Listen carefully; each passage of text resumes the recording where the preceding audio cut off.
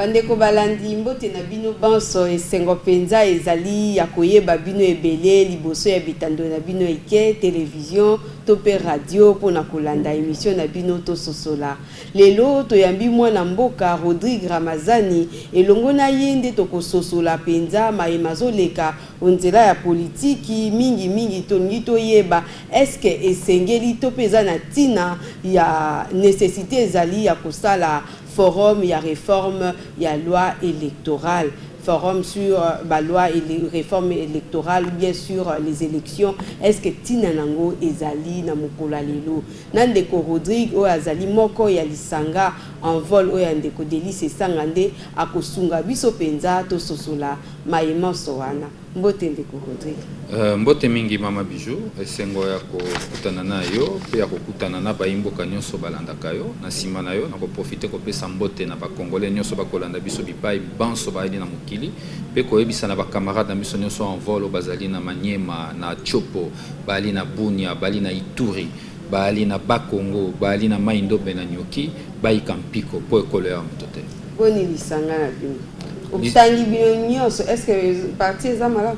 oh parti en vol ezali kitoko makasi il y a pas longtemps tout a commencé l'activité na biso pour relancer l'activité pambate sima ya pandémie yo ekolo ba économie se fukama ki ba parti politique mingi ba vandaki bien que biso en vol to vandaki te to yaki kubuna nzela makanisi ndewa to zongisi ba cadre na biso pe ba militant na biso na terrain pour être mosala et continuer ko salema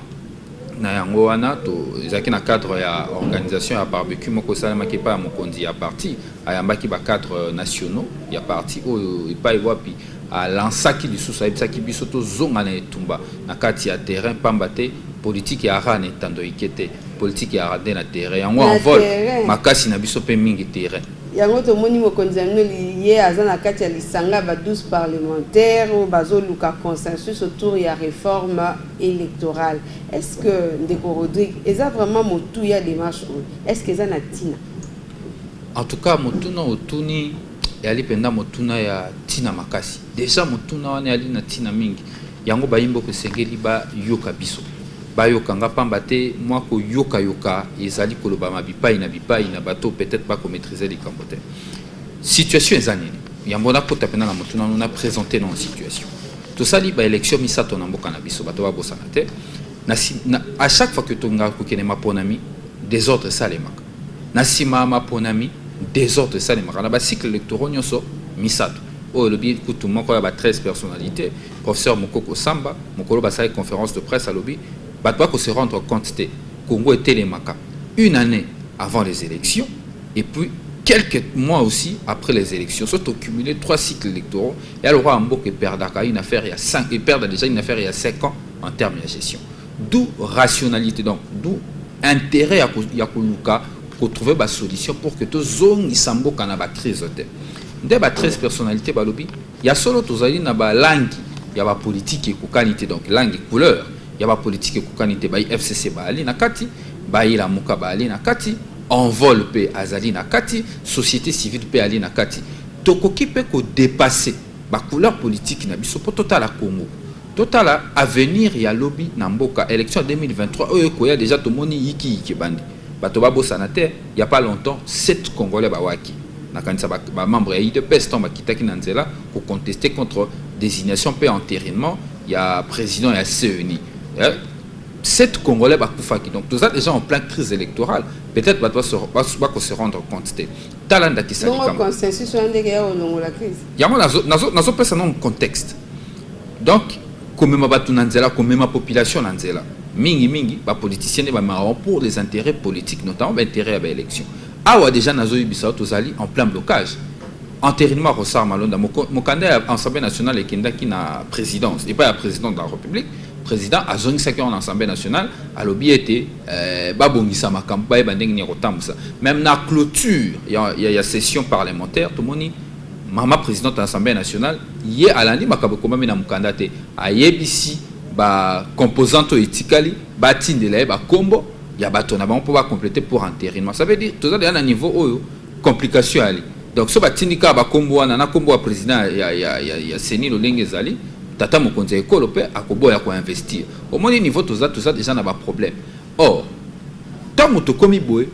politicien ou tozali quand un politicien n'a pas toute responsabilité to ko za population to ko sala nini to memia na balabala tant ko koma na balabala ba kase ko salema ba to ba ko perdre biloko na bango et ko favoriser climat ou ba benga climat des affaires te climat ya malamu te na kati ya mboka pour économie zo mpifo na ngo ndeli kanisa ba 13 parlementaires il y a ba 13 personnalités na ko boyo ko ba parlementaire pour na kati na ba ka ba parlementaire te ba 13 personnalités ba zu balobi to luka boyokani na mo le roi lisolo kombo a consensus et ko créer moi division na mito ya ba congolais balobi bo biso ba politicien to même la population ngonga nyonso na balabala pour na intérêt ba politicien mais l'autre qui collecte ça était après 60 ans d'indépendance tozu boania tozu maturité que biso moko tozana ba divergence ya solo makambo ko kabola la muka et ko kabola FCC ko kabola IDPS au peut envoyer la lingité ezali mais tokoki ko se dépasser to kutana to solo là to trouver compromis na makambo ezo kabola biso na ozo sangisa biso pour que tout ça la ba réforme moko ya boyokani o ba bengi na français une réforme consensuelle que toyokani et ça li était élection en 2023 tout ça là on a kimia ça comme même peuple na balabala wanande likanisi ya motuya o bango ba memi balobi bo o ngai personnellement tant que politique na ko fustiger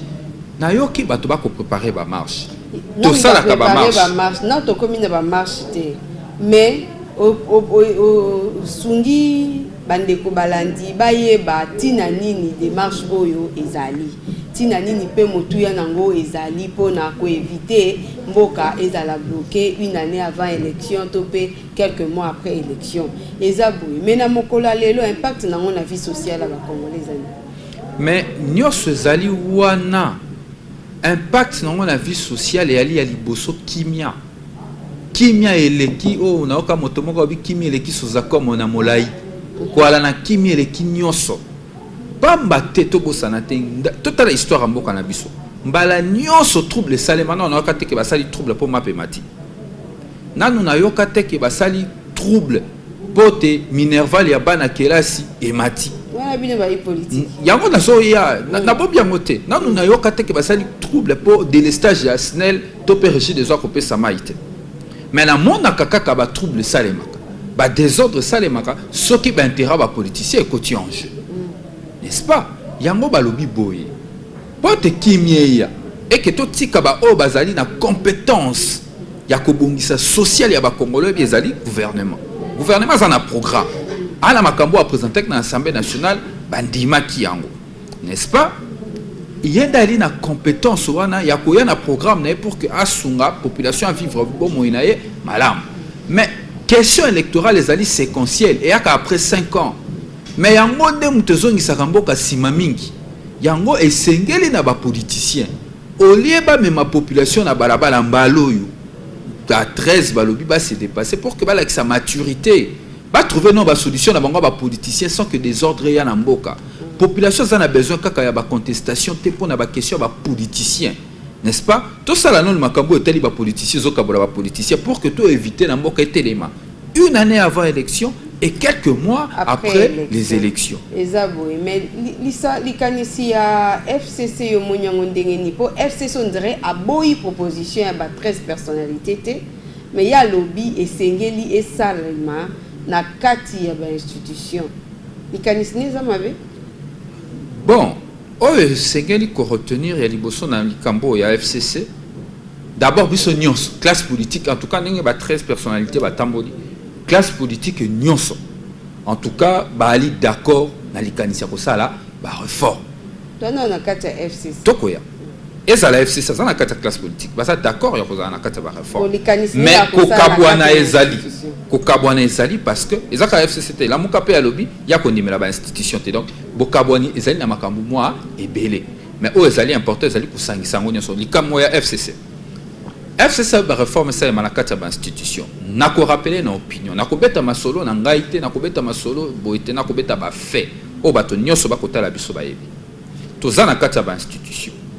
entérinement à Rossard Malonda memi contestation na kati ya majorité na mona na nute na yebite soki na lisola mokili en tout cas na za humble ya koloba ete na yebite so na lisola mokili majorité contre majorité bandongwana en principe la majorité na kati ya institution yaka na likanisi na ba tchena mesa nde opposition salini a contester to andimi, n'est-ce pas? Mais auto ko constater les années tolongo na kati ya Assemblée nationale o esika to moni ba contestation misalemaki to koti na kati institution gouvernement et présidence de la République na kati exécutif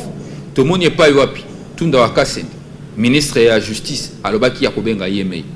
to moni pa yo tata mokonzi ekolo yepe chef exécutif alobi asali nini akati ya kokota pe na conseil des ministres te to na kati ya nini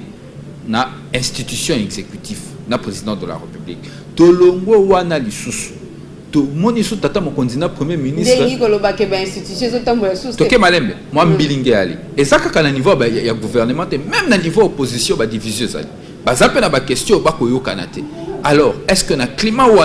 ba institution wana tokoki penda kondimete ba réforme électorale o ememaka trouble na mboka kokuma malamu soki to ana bwania ya mibale balobi lisusu institution na boyi te ke sa manakata Assemblée nationale ndenge ba kokanisa mais loi proposition de loi portant révision constitutionnelle ya en vol misali wapi ekota na kata tiroir lelo bientôt une année proposition de loi ya honorable Lutundula mboka ezaki na mwa covid banini et puis assemblée salami penda ndenge sengeli te faut kozela yo proposaki na kata institution na relaxo na kata covid wana makambo msupe salemaki loi Lutundula sur la réforme ya CENI et sali une année lelo bakolobela mote mais tolali tolamuki na tongo loi mina ko sakata en plein état d'urgence na coronavirus to moni yango esali kaka une semaine ya pamba ba alini yango il faut kota na débat il faut ba entériner makamunyo ce salami ba entérinement ya président ya CENI est-ce que institution wana ndenge tozo kende et kozala te que soto bito kende ndenge wana réforme et salema pour un camp contre un autre ba réforme yo to boyaka depuis kala pamba te bato bosana te soki bato telemela machine à voter ba telemela seuil ba telemela makambo ya caution ba telemela ba élection en tour ezali parce que balukaki kosa la réforme moko non consensuelle réforme ezangi boyokani c'est pourquoi ba 13 balobi boyokani ezalaka te consensus vous sûr que yango ndeke sala ke ba nyuso tout baza d'accord FC ça a déjà té avantage à consensus ezani FC ça a déjà dans 4 likambote na FCC ezaka parenthèse na kokanga FCC aboyaka makambo soka autorité morale andimi ekoleka pamba te autorité morale ana likambote ya za na epre koyamba ba 13 personnalités bango ba koboya dès que autorité morale andimi lokwa bango mo ba réfléchissaka mingi penza autorité morale mutazwaka ba réflexion na place na bango ako réfléchir ako pesa bango nzela balanda yoka likambo na exa bato ya boanya ebele likambote ngape na boyite mais o biso to sala constant eza na Senko eza ba parenthèse to fungol to kokanga na biso eza na Senko to ka ki bango baboya ki makambo Senko mais tant autorité morale alobi kaka i bango nyoso na nzela ezala na désignation ya dauphin bacha makelele tant ka autorité morale a décidé i bango nyoso na sima mulongo na mona rappel soki bakei na kinga kati batelema bala mulongo tambola bayokela ka oyo azali bosoti leader ndem tamema kasi ngape na boite ngape ke po bazo réfléchir te zaka rapport que na lobi te ke bazo réfléchir te mais na lobi te ke mutamema kamakanisi na bango malamu ezali autorité morale oyo yenda kambaka ezali ke ba base ne ba kambaka eza tout à fait normal eza peut-être ndenge on peut batelema na mulongo to bakendaka na kinga kati eza na parenthèse to kangi mwamba ba koya en désordre te na lobi pe mabete ngape na lobi kake moto akopesa liloba ya soka ya autorité morale bango ata baboyi baka bambolombolo to kozela pe mokonzi a décidé mais na agenda ya ba 13 personnalités bakani kokutana na FCC ata ko bakoboya ti bon ko mususu bakondima pamba te bakokutana pe na autorité morale bakutana na bakonzi mwa ya solo la kisi biso penza tina oyo esengeli na consensus wana po na kati na ba institution mwa mbilinga ezali mais tomoni pe ba 13 personnalités bazana bitambola tambola tomoni bango bazo yenga ka na recherche à consensus to pe bazaro luka makamsusu. Oui, consensus c'est une étape hein? Est-ce que ça te poto tokosuka na kokabola mwa ebonga yango ka na kati ya cadre ya nini wana consensus c'est une étape mais o esengeli population retenir po zape makambo bato maele mabeba kokotisa ba 13 personnalités balobi boy na kati ya déclaration na bango ya le 11 juillet na le 27 juillet balobi ya liboso bakoluka consensus kaka autour ya ba question ya réforme électorale ya mibale ba boy likambo ya dialogue na sens te ya kosola po ngala opeto ko dialogue mais na sas na biso ya Congo na sas na biso ba kinois awa dialogue ya lo to vai na mo sala moko to ko so na suka na to kaboli nteke ba boyi dialogue wana ya misato lo ka misato bango ba boyi tant ba boyi dialogue ba boyi peut partage ya pouvoir ba lobiete ba institution eza en place pour na bango ya ba institution oyo ya légitime ya lipe légal ba vanda ba sa mosala kino ba mandat na bango ekosila mais pour na bango consensus ba koluka ezali strictement na kati ya likambo ya réforme ya ba élection donc likambo ya copie ya kokabola pouvoir en tout cas mto na bula kokabola pouvoir aluka mzela na mususu asala mais na nzela ba 13 personnalités te posa na kati ya agenda na bango te ils appellent na calcul na bango te mais pour na avancer moi muki mama pour na avancer ne loko moko ninga ke échappenga kaka ba likambo tuna ki ya FCC liboso bango ba boyi balingi na bon consensus te balingi ba mon opportunité te ya solo bango ba mon opportunité te soki kimieza bango opportunité ba mon soki makile etangi po bango ba rasot ba vampire to ba zombie mais o ezali awa lelo ezali to éviter makile ya peuple tanga pour que tout mon opportunité biso ba politicien ya ko trouver boyokani na makambo ko kabola biso et ali lisumu te mais lokola bango pour ba mon opportunité ninga saka na 2015 na 2016 il faut totanga 12 000 morts 7 morts ba kufaki na marche IDPS pour na bango opportunité te il faut ba yoka 10 000 morts si mabamoni opportunité ba tuba solola d'être lobi non ce qui to ali ba responsable politique il faut te battre la bombe ya population na biso makambo na biso ba politicien et même la sous population na balabala te ce qui te remet ma population na balabala en tout cas moi je rêve de ça ce qui te remet ma population na balabala et à la poète vie sociale nae ekobongate et à la poète gratuité d'enseignement ekosimbate mais ce qui te remet ma rapport na makamama ponami c'est qu'après 60 ans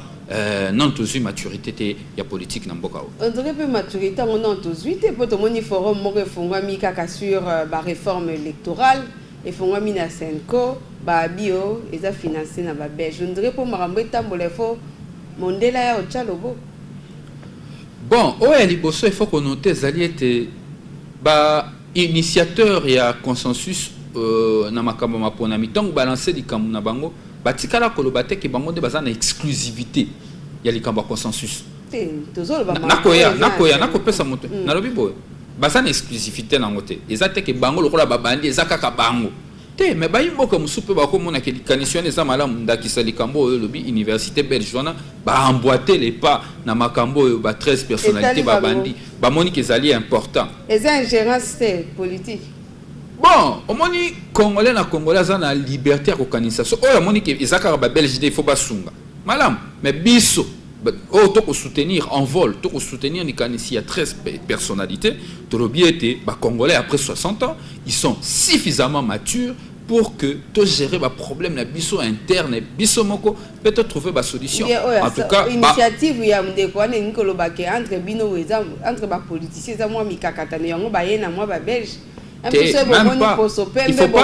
faut pas qu'on néglige likanisi ya mwana mboka a décidé ko landa nzela ya malamu nzelo ba 13 personnalités babandaki yepa lobi peut-être ba kisa moi moni bo check bozana 20 makala te yepa ko ba kisa moi likala ne moko esengo kaka nzungo tokata limabe pezate asala nzelo ya ye ako sala ngope na kanisa to ko souhaiter que c'est le malamu mais ba 13 personnalités bango ba continuer ba rencontre d'ailleurs lobby bazalaki na mwana mboka Adolphe Muzitu balaki na mwana mboka Martin Fayulu Madidi bakendaki pe na kamba ko kaka consensus wana kala mingi te awa d'ailleurs na kopesa exclusivité na émission na yo président à partir nango honorable c'est sangana délégation nyoso wana ya 13 personnalités bako kitana katanga bako kutana pe na ba leader katange notamment Moïse Katumbi Chapo bakutana na pona kaka likambo ya consensus nde à partir ya mikono d'ailleurs na kosenga na ba cadre peu militants en vol o bali pena na o katanga kuna na Lubumbashi fédéral na biso maître Eyenga boyamba penda président national a sentir que mulungi ali na katanga tozali mboka ya moto teka ndenga na lo tozali mboka eza bato nyonso tu mais tozomona tozokobaka na likambo ya réforme oyo ezomema mwa mbilingana bomemi susu ba belge on dirait ba politiciens congolais balingi baza na capacité ya koyokana te na moni lokwa yo appuyer démarche ya mwana mboka oyo ayaki na bango mais to moni yango esalami na Senko église catholique apesi cadre to ye paza na kati Bon, format nango pena ndenge zo salema na yebite ka lokwa ba congolais nyonso na moni na télévision na mona kan kutu lobby ke izali na initiative moko na ensemble. Et format mais ça pendant une semaine. Pour un consensus. Mais comment on peut téléméla likambo malam? Likambo batuba yokana. Pour on dirait consensus les autres créer biso di sum. Balobi to yokana sur la question électorale. Ah, c'est que ça to bakisi moi minere. Yango na lobité. Eza siko ne na ba congolais. Na kaboli likambo na bi kaniseza malamu. Alandi kaka lokolo oyo e bandaki depuis le 11 juillet na ba 13 personnalités. Mais les kanisine za malamu. Mais oyo siko to komitu na tolobi oh. Finalement c'est que biso ba congolais to ali kaka capable ya retrouver ce problème na biso après 60 ans d'indépendance. Mais tout le monde peut que ya solo penza au lobby di kanisa za malamu. Ndeko Fayulu non bo si ba démarche ya kotambola te pour na luka consensus, il y a ça projeté déjà marche. O quoi siéger parler du peuple. Yo pe li kanisa ne peut la ka pe malamu. Po nyoso ya yo ezomona na kanisa malamu. Boroki ko pekisa na bayi congolais te liberté na bango ko s'exprimer. Ya quoi siéger parlement. Marche pacifique ou bien contestation, ce qui est pacifique, est constitutionnellement garanti. Bako pekisa parti politique, toute personnalité politique, nous n'avons le rôle à Martin Fayulu. Projeter na nous coûte aussi ici processus té. Mais il y a bien sur la politique, bon lingi kaka be désordre té. Po bino bwana na bo tambola bo ke katanga bozozonga bo. Il y a ça projeté marche. Donc ça projeté que simba té donc ba congolais entre bango ko boyokani ya monde que ça impossible. D'où et si kawa na kutu yo lobby. Pour y a un biso lobby pour na ko éviter les mboka ba cycle nyonso ya violence. Important ces alliés lelo. Yo lobby que Martin Fayulu déjà betingonga. Important ces alliés lelo ba oyo ba ko résister. Ba oyo ba ko luka côté mais la consensus pour bazana ba calcul na sima ya mitu na bango. Ya ko mema ba réforme oyo bango ba imposer kana batu. Kani toto bosa na te. Awa toza Martin Fayulu ya ndi. Nazo ya marqué na démarche. Otuninga motuna te. Martin Fayulu ayambi bato a sololi. Ali acteur politique a komona makambo ndenge kotambola. Raison pour laquelle pour na éviter makambo wana nyonso. Et si ka wapi komona démarche ya ba 13 personnalités ali ya koyamba na maboko. Moto nyonso singela ya mopoto sala ba réforme oyo ya boyokani. Soto sali réforme na pesanda kisa. Martin Fayulu andimi. FCC andimi. Cash andimi. Envol andimi. Ensemble pour le changement andimi. Tout ça les réformes moko ya boyokani. Oya kimia yo kanisa moto ko mala balabala po telemela mais oyo batu ba ko telemela contestation za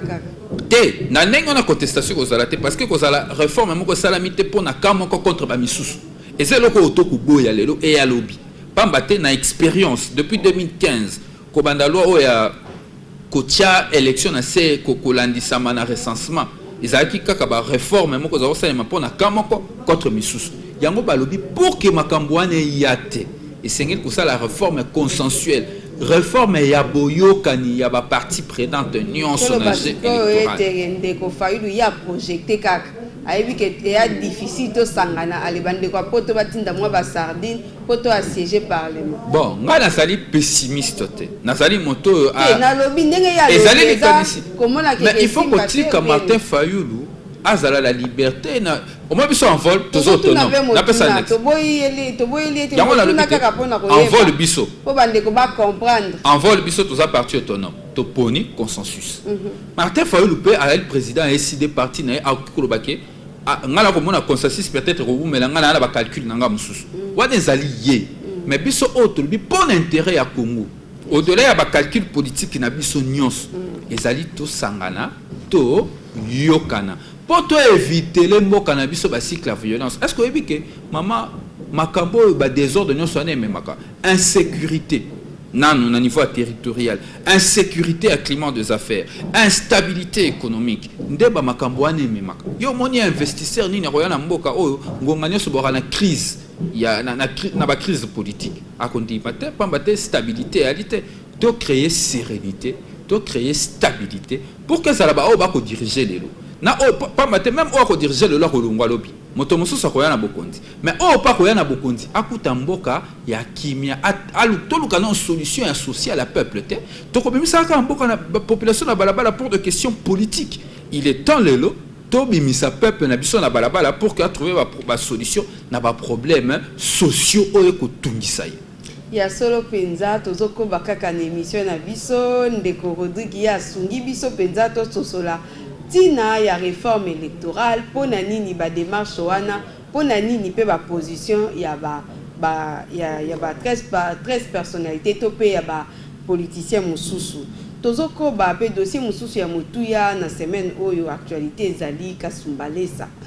na Kasumbalesa kuna cadre moko ya lisanga UDPS ou eza parti présidentiel atomboli drapeau ya UDPS na Kasumbalesa yo moni boni yo yokaki masolo wana te. Bon, na yokaki masolo ngo na tangi ngo na moi politique na landela mo nyonso. Na yoki pe na monaki secrétaire général ya IDPS a désavoué président sectionnaire na bango. Alobi ete ali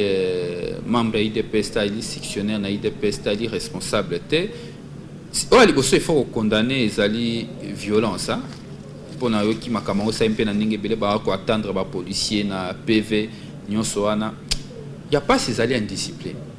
Au moins, ce qui n'a qu'à un parti politique pour consacrer bien en discipline. Et comme il y a bien un temps la kobanda likolo qui n'en a assez, makamba boye tout le monde. Pour yo le bika wana ngala landi lo na tongo ki bato wana pe ya Kasumbalesa ba militant na bango ba désavoué. Bango ba sengi kutu démission ya secrétaire général. Au moins que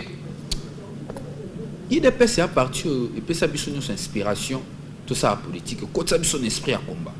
Nga pena na tamboli na bilinge bele IDPS na cadre jeunesse ya rassemblement et ko ça biso esprit à combat. Mais oh ngala comment na ezali penza malamu te ezali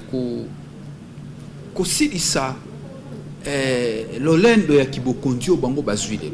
Est-ce que toko lo beza manque organisation na kati ya partout bien manque leadership? Bon, nazali penza membre IDPS te pona kota makamna bango tina mozindo. Maintenant ko lo baka ba constat. Na sali constat que apparemment moi indiscipline to peut manquer leadership moko zali makasi pour que batunyo so balanda vision moko. N'est-ce pas?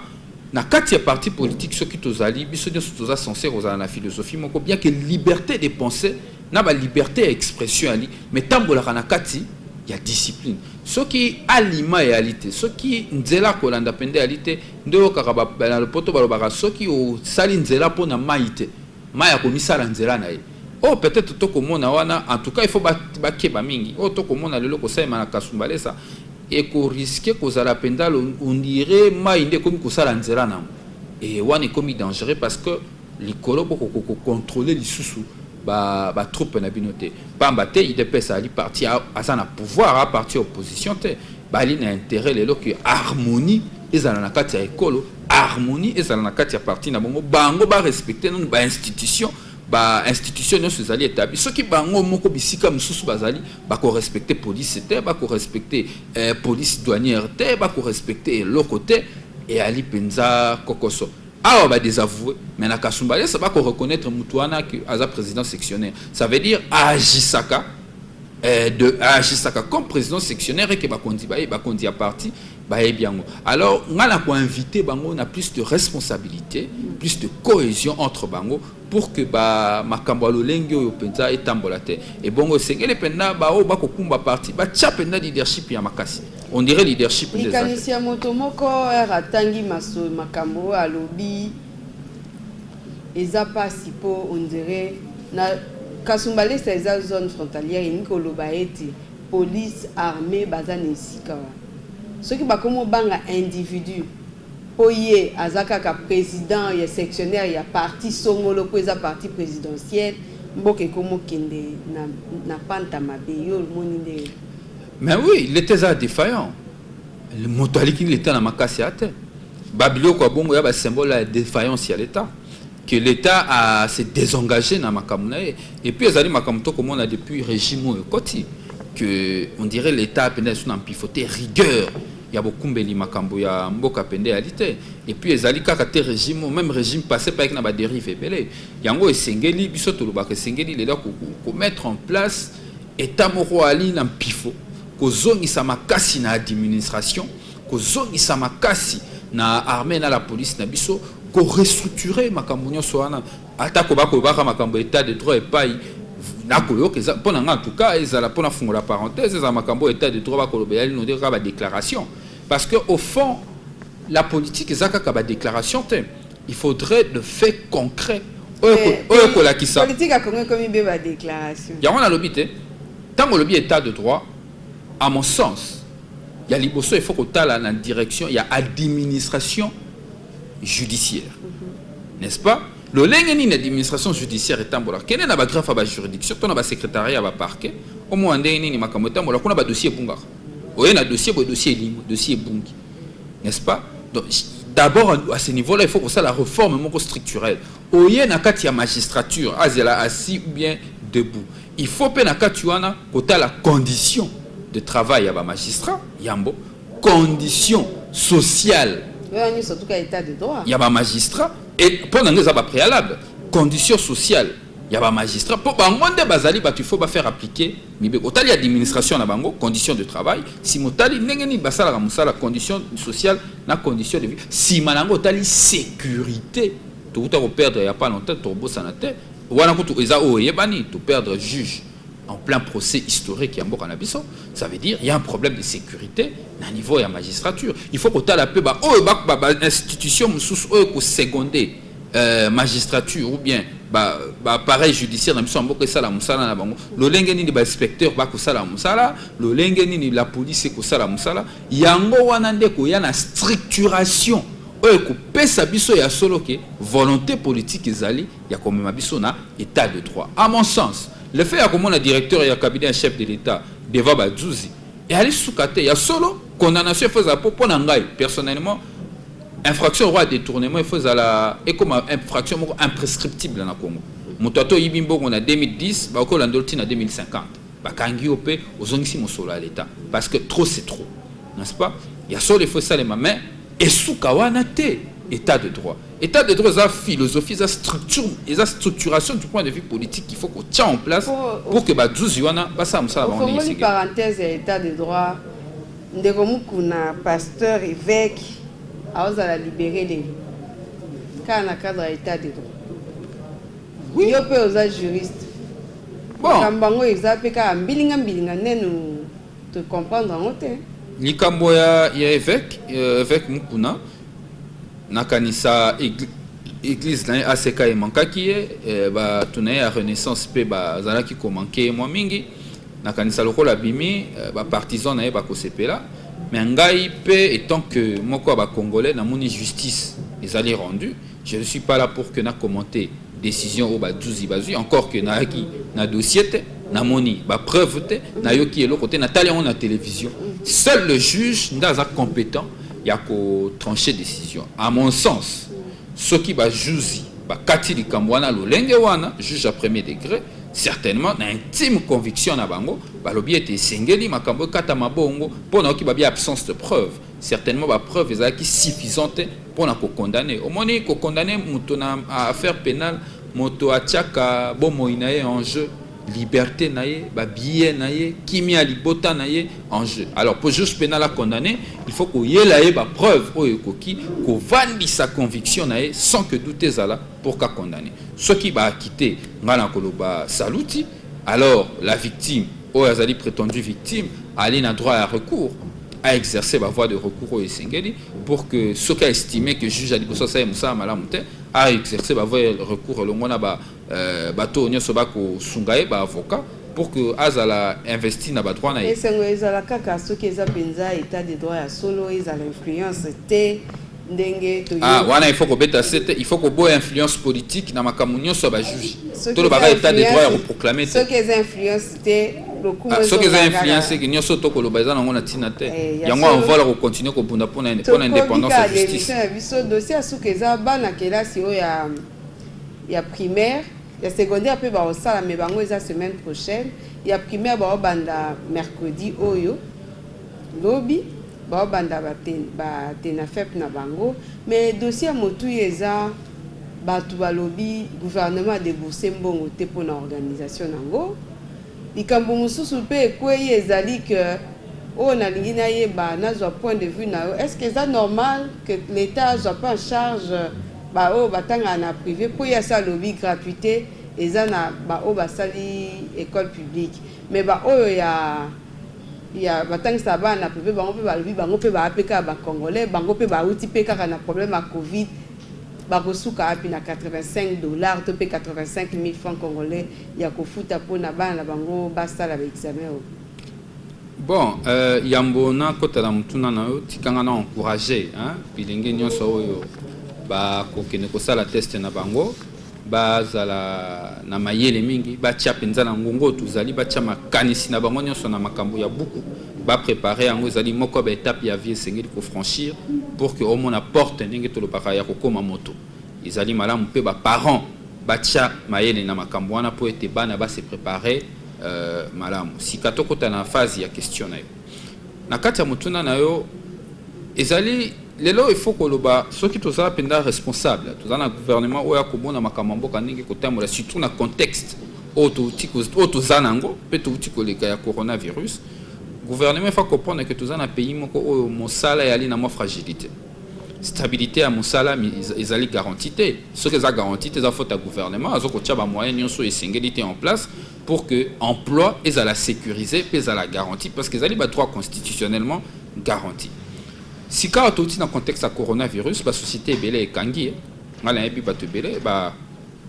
société ebele ekangi ba tebele ba koti chômage alors il faudrait que gouvernement na biso a soit dose ou la responsabilité que tout dans contexte mora passi ko exiger sous na baboti bazade ya na mbongo te bana ba problème ba loyer pamba te ba vendre que 3 mois sans être payé belé ya ba congolais sans être payé bana problème ba loyer misu bazane sika ko vendre te faute nyonso na ye na likambo wana ekomi na faute na bango te po ba futaka na bango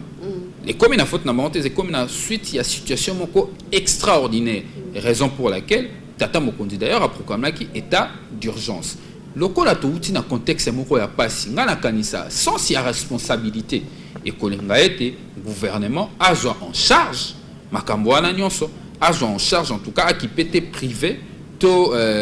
ya l'état bango nyonso bali bana ba congolais bango nyonso bali ba congolais bana na biso esengeli batala l'avenir totala sikoso bazangi mosolo akofuta po d'abord minerval pe kotala bango epai l'école privée peut kotika bango te so bazangi musolo kofuta donc bana ba ça te na fait peut ba vana nanda ko pour l'état ko bengana bango non l'état tika bango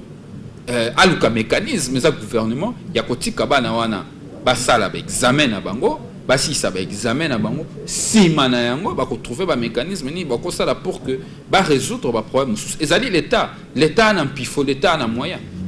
l'état na pifo za moyen pour na yo akokipe ko sunga ba oyo bazo sala na ba o batanga kana ba école privée pour na kofuta test wana et permettre en tout cas au regard il y a contexte autouti koleka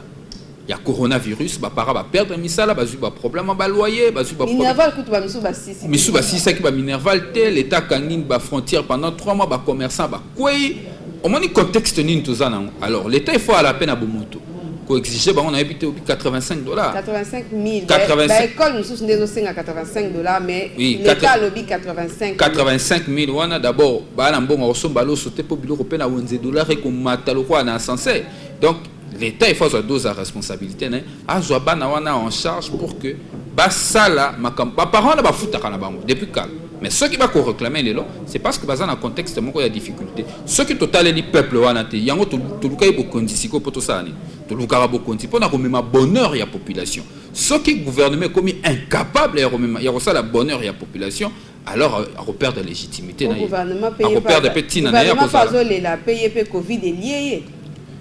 gouvernement a ali tata na kati ndako ata kolela il faut luka solution ya solo penza to komi na suka émission na biso gouvernement il faut luka solution matondi na bino banso bolanda ki biso penza na bokebi uto e bandela